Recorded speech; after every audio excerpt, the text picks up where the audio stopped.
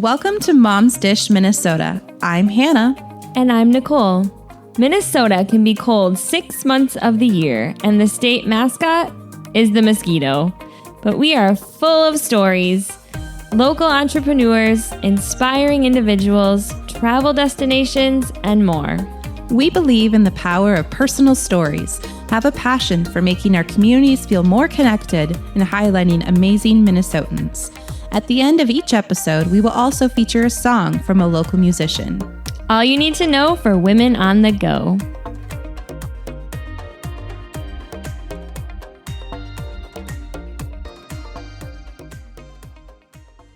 Hello, everyone. Welcome to another episode of Mom's Dish MN.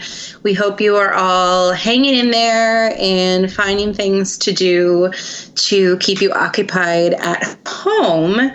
I'm sure if you have children or, significant other or anyone living with you, they're probably keeping you busy with lots to do. But if you are looking to maybe spend this time doing a little bit of decluttering, this will be a really great episode for you to listen to.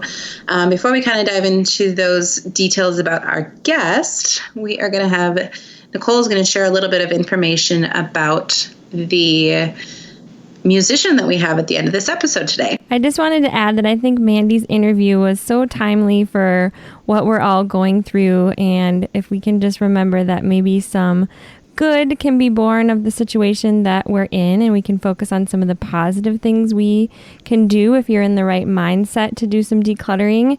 You're going to love this. I thought it was a fabulous episode. The music we have for you today is from a young Minnesota artist. She's only 17 years old, and her name is Tori Evans. And you're going to be listening to her song, Let Go. And I highly recommend sticking around to the end of the episode because I think it's a really beautiful song. Tori has been writing music as long as she can remember and made her public debut at 15 years old. Singing of love, heartache, female empowerment, and angry breakups, Tori is a must-see rising star in the Minnesota music scene. She's inspired by Lady Gaga, Adele, and Amy Winehouse. Tori has a powerful, jaw-dropping voice that will leave you breathless. She will be releasing she did release her first single in May of 2019, which is what you'll be hearing, Let Go. And she is currently working on her first album, which is expected out in May of 2020. Let Go was written when she was only 14 years old. It is about mending relationships and being self-aware that as you may be hurt or angry by actions of friends or family, your own actions may be hurting them as well. So please stick around and listen to the music. Yes, this was such a beautiful song, and I am amazed that a 14-year-old was writing lyrics such as this, and it just puts this piece together so beautifully, and it's really a fantastic song, so make sure and stick along. And as Nicole was saying, this episode is definitely very timely, and in this episode, we speak with Mandy Yang, who is training to be a Kon Mari consultant. Today on the show, we are very excited to welcome Mandy. Mandy, can you just tell us a little bit about yourself and what you do as a Kon Mari specialist or consultant? Yeah, thank you guys so much for inviting me. I've just been watching your show grow, and I'm just so thrilled to be here today. So I'm from the northwest suburbs of the Twin Cities, and my husband and I, we have 3 girls. They are currently 13, 9, and 5, and I'm training to be a Kon Mari consultant. Now, the Kon Mari consultant derives from the Kon Mari method. So the Kon Mari method was developed by a Japanese tidying expert named Marie Kondo, and she wrote the best-selling book, The Life-Changing Magic of Tidying Up, in 2014. And so a Kon Mari consultant is someone who's trained to help support and guide individuals who are going through this tidying method. Yeah, I hear all about the magic of tidying up, and it just sounds so interesting. But how does this method differ from other organizing techniques? And what does sparking joy really mean? Well, there are so many different ways that this approach is different than other methods, but I think the most important ones are that it is by category, not room.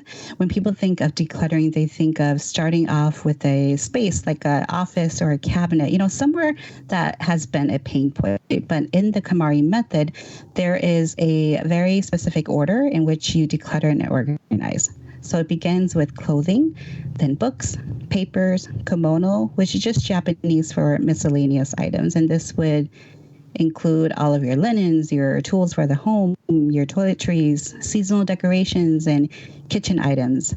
And then the final category is sentimental. And sentimental things are usually photographs, family heirlooms, greeting cards. And a really common one is high school or college sweatshirts. With every one of my clients so far, everyone has had at least one clothing item from school in their sentimental category. And then the next thing that makes Kon Mari different is the selection process. So that's what you are talking about there, the idea of sparking joy. So even if someone has never heard of the Kon Mari method, I bet they have heard of the term spark joy or the question, does this spark joy? Usually when someone starts decluttering, they immediately try to find what they can get rid of. But in the Kon Mari method, the focus is on what you want to keep, what sparks joy for you, instead of jumping straight to what do I toss or what do I donate. I think that this shift in thinking makes decluttering easier and more enjoyable than just going through with a garbage bag and trying to let go of your things, which is so much more harder to do.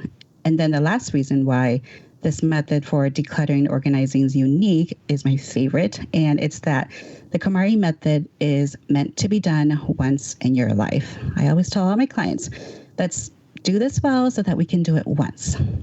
But let me tell you, it is intense. I mean, I will admit the Kon Mari method is intense because you will be touching every item in your home.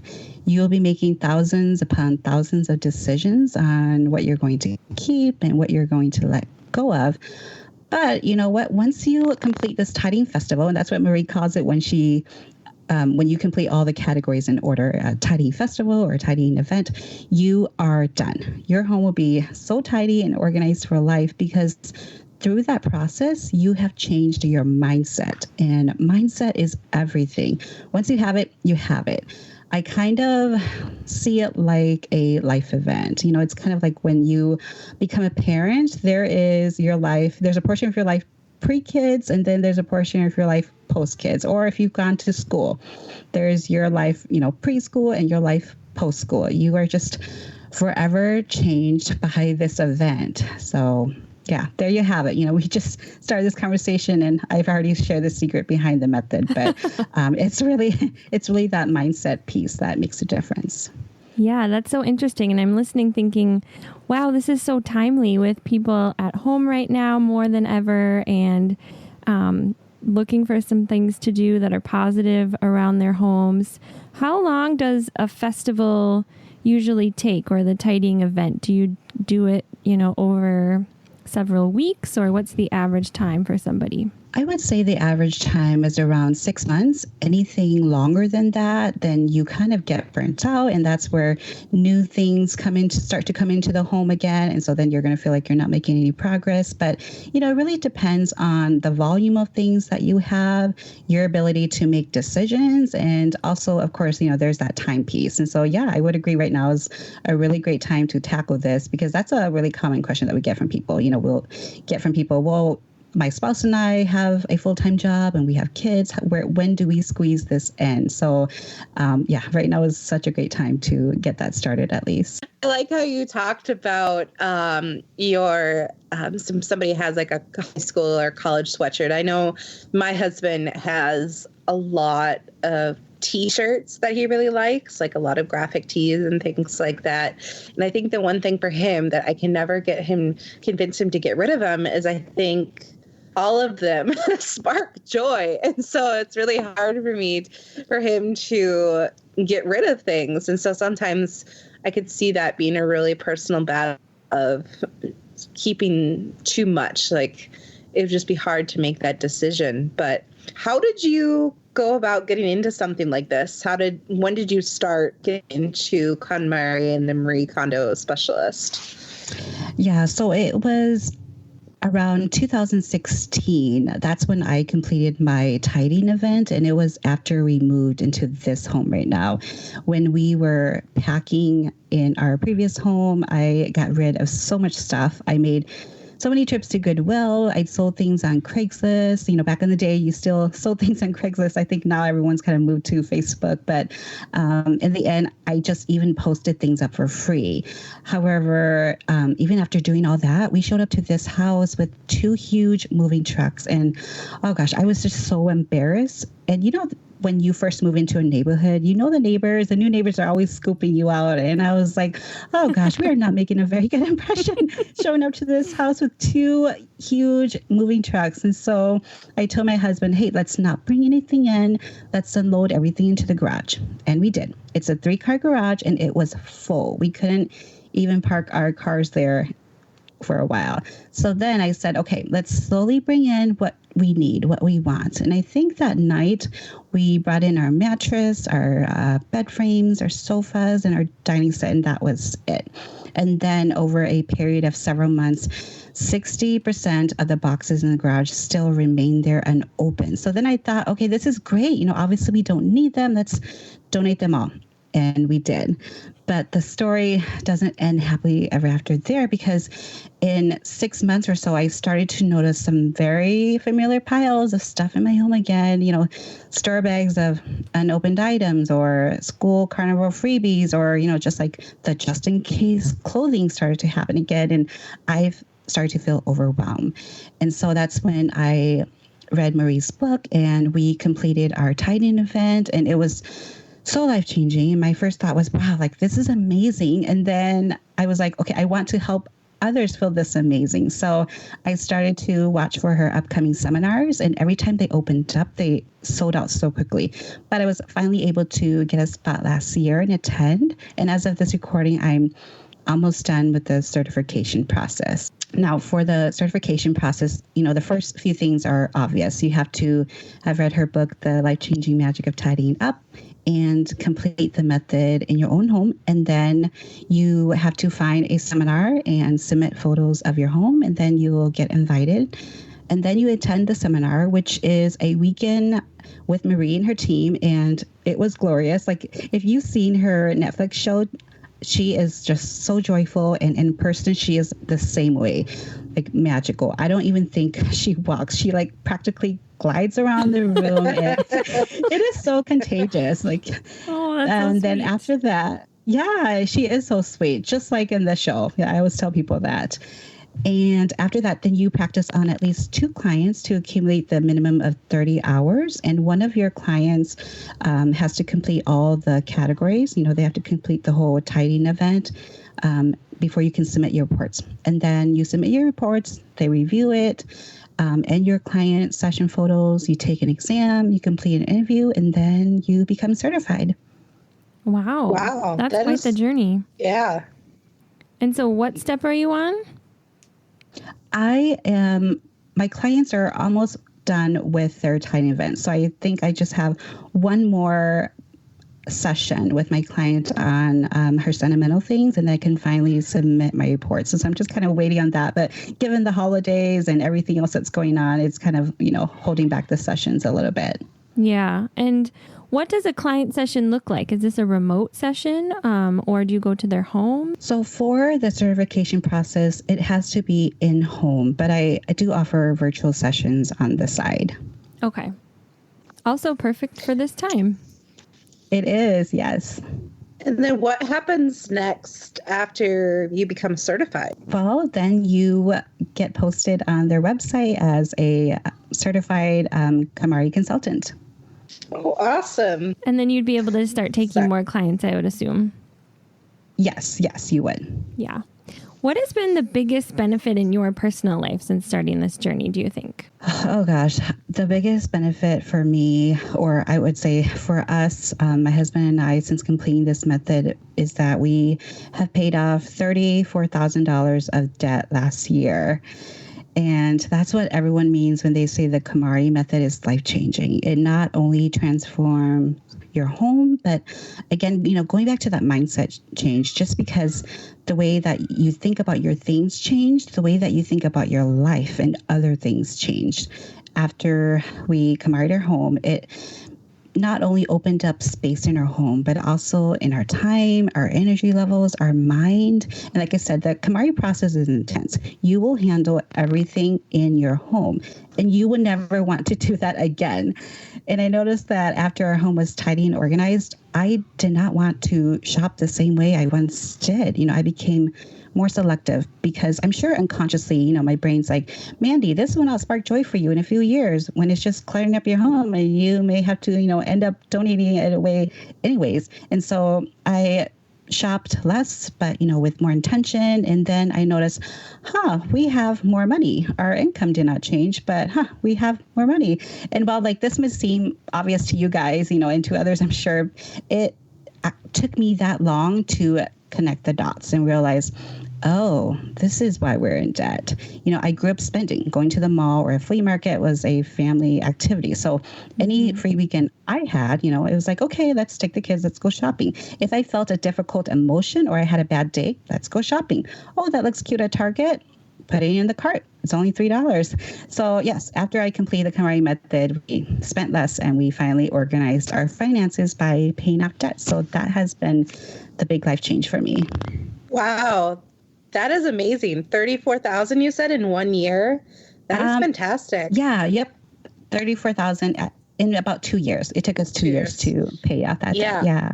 That is very impressive. I definitely can relate to that because I know I guess mostly my biggest thing is with the daycare. I'll go to the store and oh, this little thing is at the dollar spot, or, oh, there's this little decoration. And, every little piece just adds up so much. And then when I'm done with it, I don't need it. It's just so temporary. And then I'm really annoyed that I have all this extra clutter around my house and it just accumulates. So every little dollar just adds up, and just to really think about that every time. What are kind of the other common problem areas you see in other people's houses where they struggle with doing this method, and how can they tackle them? Well, there are a couple ones that all of my clients have struggled with so far that I'm noticing, and it is their laundry and their mail. So, of course, I recommend that anyone who feels overwhelmed by their stuff just complete the entire Kon Mari method. But, I get that it's intense and not everyone will be ready for that. So here's what I recommend that folks do in the meantime if they're struggling with these two areas. For laundry, I think that it's not that we don't know how to do laundry. It's more that the amount feels overwhelming. And I recommend that even if you don't do the entire Kon Mari method, just do that first category of clothing. Clothing is the first category. When you have clothing that truly sparks joy for you, that you feel good in, you're naturally going to want to take care of it. And that's where the Kon Mari file folding comes in. I see the act of doing laundry, folding my clothes and putting it away as a form of self-care. And also, I think that when you're selective about the clothing that you have, you tend to just have what you need. And that will make it feel not as overwhelming to do the laundry. And then for mail, I recommend the touch once rule. So don't touch your mail until you have the time to deal with it. I feel like it's so common for us to go and grab our mail and then put it on the counter or the table and then go about our day and maybe shuffle it around a few times and not even get to it. And then the next day we're adding more mail on top of it. And that's why I feel like it's more efficient to handle your mail when you have the time to deal with it from beginning to end. Now, that's not to say, don't go open your mailbox for a week because you don't have the time to deal with it. What I mean is to build in that time to deal with your mail daily and make it a point to deal with it from the beginning of getting your mail to the end of, filing it away, tossing it all in one go. Yeah, I love that. That's such a helpful tip. And I've heard that before, but it's so easy to forget. And I follow you on social media, and I know you have so many awesome little tips that you do and ways you fold certain things. And one thing that I have been implementing is, I remember one time you showed that you clean out your purse pretty frequently. I can't remember if you said you do it every time you get home or pretty often you clean it out and you put stuff back that doesn't belong there. Because so many times I'll have like an extra hair binder or a piece of paper, just, things just pile up in your purse. So adopting that has been really beneficial to me. Can you talk about like other small routines or ways that you help stay organized in just your day-to-day? Oh, well, thank you. I'm glad that you have found it helpful. Marie recommends that we unpack our bags every day and we have a spot for each item in our home so that they can rest and properly service the next day. I don't take it to that level, but I do tidy up my purse after each outing. So in my purse, I have 2 items. I have a large pouch to contain smaller items like chapstick, lotion, Kleenex, and then I have my wallet, and everything else gets put away or gets tossed. And then I put my purse in its spot or in its home on my dresser. And the process usually takes me about a minute each time. And then other routines that I do daily are that I tidy up my car in my kitchen island. So for my car, it's the same process as my purse. Everything that doesn't belong gets taken out. And, all of my kids know this by now. When we get home, they'll grab the wrappers, the books, the snacks from the car, and it's just become a habit. And then for my kitchen island, I tidy that up every night too. It is the hub of our house. And so you can put things there, but at the end of the night, those things need to find a home elsewhere. And I always am reminding my clients about this. Our counters are for doing, not storing. So we tidy up at night, and then our counters can service again in the morning. Awesome. Those are wonderful tips. And I also saw something on your Instagram, I think, where you're getting a car wash frequently now as well to help with tidying your car. Oh, yeah. I've added in a weekly car wash on Wednesdays. And I don't know if you've seen, but I got a Spark Joy license plate. And so I'm like, oh, gosh, now I really have to keep my car sparkly clean. You have I an didn't image. think about that when I got that. Yeah. I didn't think about that when I got that plate. But yeah, that's something I am adding in. It holds you accountable. Exactly.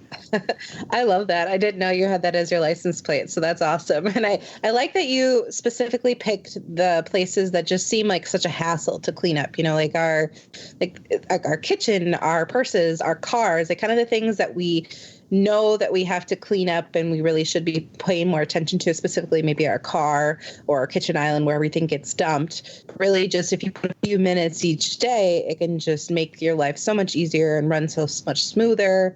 And you can, it's really not as difficult when you just kind of devote small tasks to do daily. So I like that. So if somebody else was looking to start the Kon Mari journey, how would somebody go about doing that? Are there any tips or advice to starting this organizing and decluttering process? Yeah. So regardless of whether you tidy with the Kon Mari method or not, my recommendation is to always have a goal first. Don't declutter and organize, just to declutter and organize. Take time and figure out your why. Not what your spouse is telling you in the magazines or social media or other influencers. Figure out your own why. In the Kon Mari method, we call this a vision. So if you're struggling with coming up with a goal or a vision, here are 2 exercises that I do with my clients all the time. I want you to imagine your ideal day. What would it look like? How would you feel? Or if you're more visual, I want you to go on Pinterest and pen 3 photos of the interior of homes that you find inspirational, and then analyze it. What do they have in common? And most importantly, who do you imagine living there? What do you think their life is like? Having that vision is the first step. It will be your lighthouse when you are in the midst of piles of stuff, because you will. It always gets worse before it gets better. So having a vision is so crucial, no matter, what method, what techniques you're using. That is so important to have a goal. Yeah, and it kind of helps you through to remember your why. Like, why am I doing this when you're getting kind of burnt out? Mm-hmm. How do you handle kids' toys and decorations? I think that is always something that people struggle with. Do you make them a part of the decision-making process? Are there little tips you have for your clients on tackling toys? Yeah, so kid stuff. I have to just say this disclaimer first. If you are going to declutter and organize with the Kon Mari method, don't touch anything that doesn't belong to you. So once you have Kon Mari your things, I feel like your ability to support others, especially your children, and make decisions will be so much better. But, here's my thoughts on just general decluttering and organizing of toys. This might be not what your listeners want to hear and what a lot of people don't want to hear, but honestly, like the less you have to manage. And I'm going to say that again, the less you have to manage. And when I first heard that several years ago, it was like a light bulb moment for me. So, declutter first and then organize later. That's kind of always my motto. And if your child is at least 3 years of age, then I believe that you should start to involve them in the decluttering process. At 3 years of age, they are capable of choosing what sparks joy for them. So get them to choose, but then you get to choose where they put those items. So that means that you as the parent determine the amount of space for the toys. Toys is a big one. And then you empower them to make the decisions on what to keep. And kids are more likely to cooperate when they feel a sense of control. So give them the control that way. Now, more specifically for organizing toys, I'm all for the practice of storing like things with like things. So that means all the toys, the kids' stuff goes into one spot. And notice I'm not saying that the kids have to play in just that one spot with those items, but when it's time to put those things away, there's one area for those things. And visibility is key when it comes to taming your things. The more we see, the more we use. And then another important toy organization rule is the ease of return. You will increase the likelihood of toys being cleaned up when it's easier for them to do so. So for me, I do a lot of containers with labels. I call labels addresses for things, and I try not to have lids on the containers. Apparently, having a lid can be a huge hurdle for kids. And so any way I can make their play and tidying up more independent, I'm all for that. So, keep it together, keep it simple, and that means, doing a lot of things without lids, and labels can certainly help too. Okay, so you would suggest putting all of their toys in one area, so similar to how you would go about another category in your home, and then you give them a defined space, and you tell them, like, you can choose enough toys that would fill this area and the rest they have to let go of? Or what do you say to the children? Yeah, so for parents, I recommend, you thinking about ahead of time, where are you going to store their, if we're talking about toys here, where are you going to store their toys? Coming up with a space, because when you provide a space, it actually acts as a natural filter. And then you can say to that child, well, here's where we're going to store your Barbies. And, it's going to be on this shelf. And so which Barbies are you going to keep? And by giving them a choice in that matter, they're more likely to cooperate. And kids, as usually around 3 or 4, they can start to understand the idea of space. So then you're not the bad guy. It's really, the space that's the limitation. That's my little trick there. Yeah, I love that. Okay. Yeah, I can definitely relate to what you were saying with less toys is just less to manage with, less stuff. Because with my in-home daycare, I used to own just an enormous amount of toys. I thought I had to have them all out. I think I had to have all the options. And over time, I have eliminated probably at least half. And the kids just play so much better. They are able to use their imagination more. And right now, with everything going on, it's so much easier to clean and maintain and put away and just not feel overwhelmed in your house, especially if you're at home right now. So it's just really beneficial when you do have less, and keeping your children part of the conversation is so helpful as well. I have implemented some of those skills with my daughter, and she really has taken to it. And so I really like that you promote that, and I completely agree with that. But what about the papers that come home with kids? Like, I know you may receive a lot of work assignments or reminders or field trips or crafts. What do you do with all of those paper items that come with having children? I don't know which ones parents struggle with more, the toys or the papers. I honestly think it's a tie. Yeah. For papers, it's actually my favorite category to organize because I feel like it's so simple once you have a system. So there's two types of papers for kids. There's the everyday papers and the forever papers. And I believe that you should have a spot in the home for each of those types. I make these custom memory boxes for forever papers, and I have a hanging file folder for each grade. And I believe that investing in and creating something simple like that will save you the stress of deciding where to put that item when you have decided to save it. And it will also help you to be more selective on what to keep, because again, having the limits of a space will provide a natural filter. And I have to say something too about keeping those forever papers. Those worksheets that you want to hang on to, the artwork, the awards. Remember that you are keeping a memory, not a piece of paper.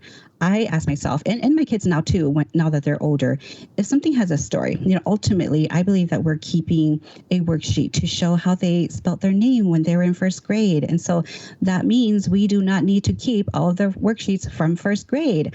That does not bring me joy. It brings me stress. And I would imagine that it will be a burden for my future kids as well to see all their worksheets from first grade. So keep your stories, keep things with stories, not the actual stuff. And designating a home for each of those types would be helpful. Yeah. So talk a little bit more about the bins that you create and sell for people to manage these things. So it is a plastic bin, and I have a custom vinyl name on the front of their kiddo, and then in there are 20 hanging files, and I have pre-printed labels for each of the files. And usually people will pick a file for like important papers, or a file for birthday cards or greeting cards, and then there is the files from toddlers. That's when they have those first scribbles that we all want to keep, all the way up until 12th grade. Okay. And how can someone go about ordering one? It's on my Etsy shop. It is etsy.com/shop/among all of this. Okay, great. And we can link it in the show notes too. Yeah, thank you. So you mentioned earlier that one of the more difficult categories is personal, sentimental items. And so that can be something that people have a really hard time letting go of. And oftentimes that stuff's just sitting in storage. How do you recommend decluttering those items? Well, you probably know what I'm going to say. Do the Kon Mari method and save those for last. But if you're just asking for straight decluttering tips, of course, choose what sparks joy first, not what you want to let go of. And then for storage, you can do one of two things. You can, like with your children's toys, you can set a spatial limit for yourself. So maybe it's a shelf or a box, a whole room, or a corner of a room. That will help you naturally filter down the amount. Or my favorite solution, you should start using and displaying them. If you're keeping them, I think that they must bring you joy and that they must mean something to you. So showcase it around the house and, use those fancy plates, use those fancy cups. If you don't want them to see the light of day, then there's your answer there. Maybe you don't need to keep it. Yes, definitely. I love that where you're able to just show the items that really mean something to you. Because speaking about this just reminds me of a neighbor that, an elderly neighbor that recently passed away. And we went to their house recently. They were doing like kind of an estate sale, and they just had boxes and boxes and boxes of mementos and things they've kept over time.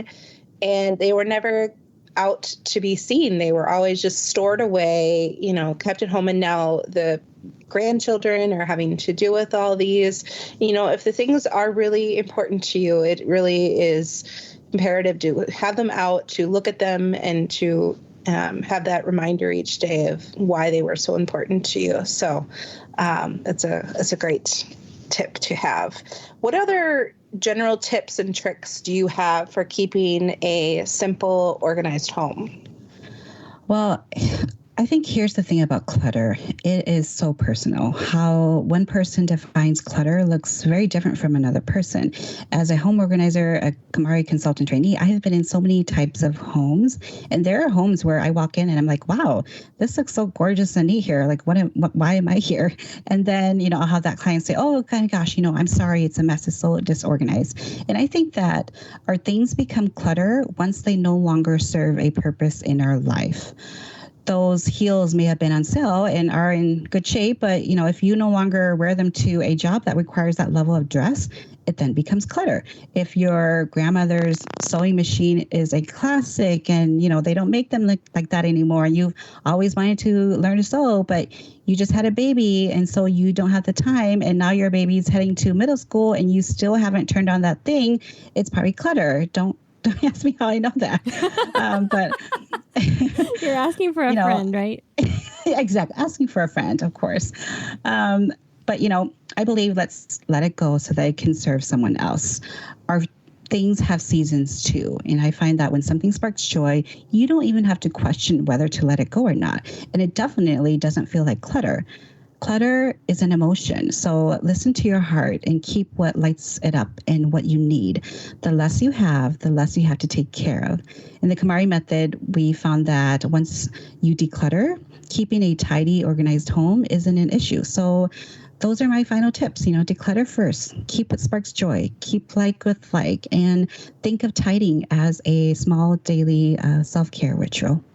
Yeah, exactly. Oh, I love that. Totally. You're caring for yourself by eliminating stress, and then you have more time to do things that you actually like to do because you don't have to clean as much, put stuff away. Oh, that's such a great point. This has been a fabulous interview. I think this is so timely for people that are at home. Like I said before, you can pick a category. You can get through as many categories as you have time for during this social distancing that we're going through right now. And then you'll come out on the other side better for it. If people are interested in doing some virtual chats with you or having you consult with them, can you give us all of the places where we could find you and get a hold of you?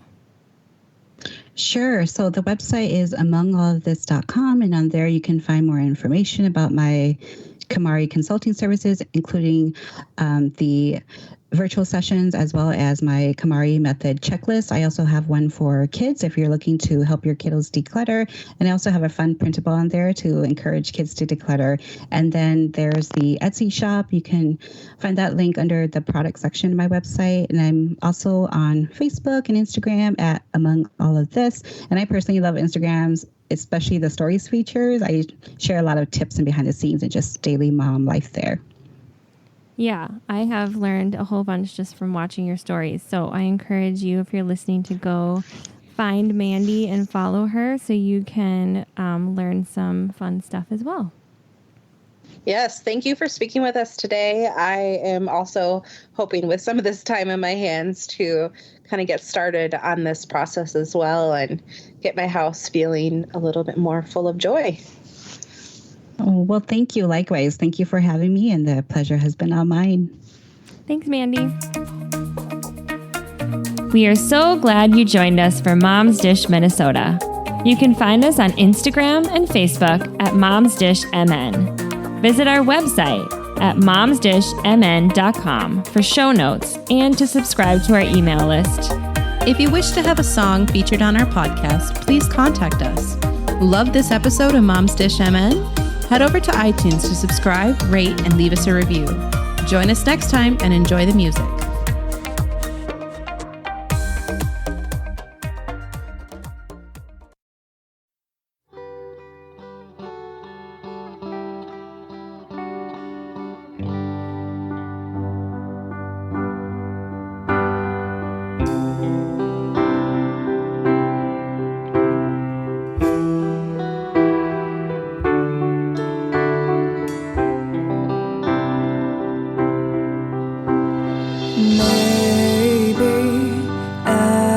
Just try too hard.